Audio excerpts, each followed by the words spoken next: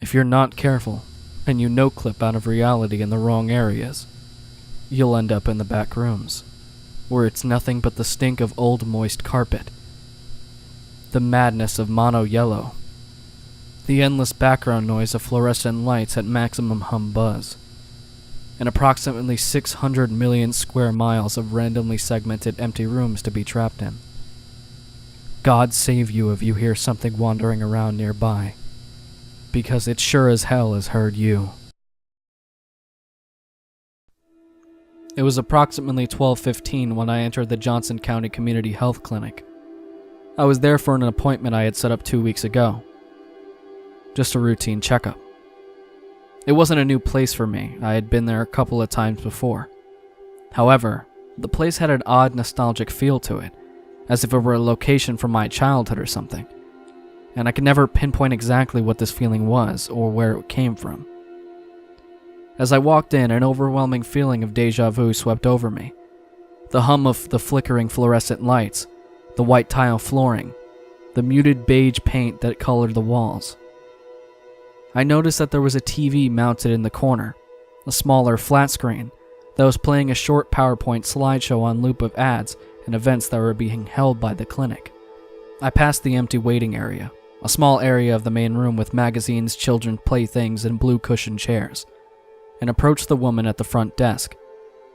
She was sitting in her bluish-gray office chair, looking at a spreadsheet on the same Windows XP desktop they've had since 2008. There was a sign-in sheet on the counter in front of me.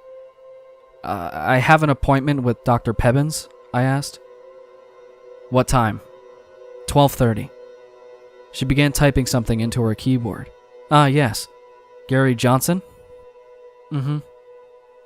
Yes, I'll tell the doctor. Please fill this out." She handed me a clipboard which held a simple fill-out form. I walked back for the waiting area, took a seat, and began to fill out the form. I was about halfway done with filing in my information when I slumped back in my chair.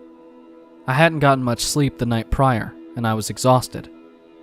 As I slumped back, I noticed something very peculiar. My head never hit the wall. In fact, it felt like I went in. I got up, quite frightened, and looked at the wall. Nothing. Not a single hole or dent had been made in the wall by my head. So I reached to touch the wall, and my fingers went through it. I recoiled in shock. What the hell was that?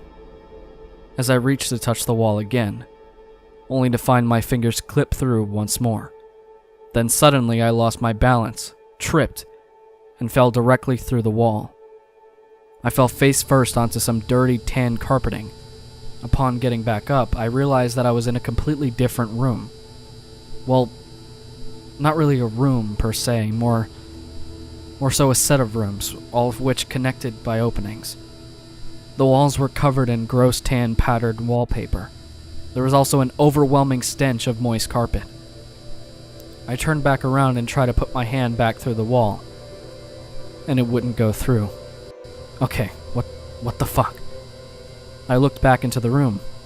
There were no windows, no doors, nothing on the walls, other than the disgusting wallpaper, of course. It was completely empty, aside from a singular plastic blue school chair. At this point, the only thing going through my mind was fear, and the repeating thought of, "I need to leave," on loop in my head. I started running through the rooms, desperately trying to find an exit, but to no avail.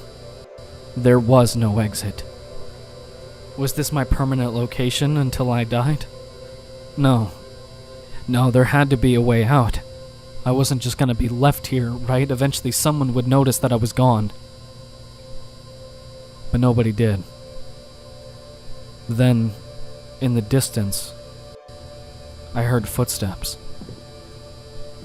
But not those of a human's. At least not a normal human. Alongside the footsteps was a gargling snarl, like that of an angry animal.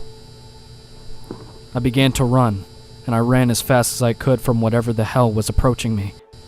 I didn't want anything to do with it. I ran for what seemed like forever, but I was always back in the same room I had started in. At least it looked like the same room, not that I could tell them apart. So I sat down, defeated, A feeling of dread filled my body as I started to cry. I was gonna die here. I'm still there. I haven't left. I've accepted my fate. In fact, I can actually hear footsteps. I wonder who that is.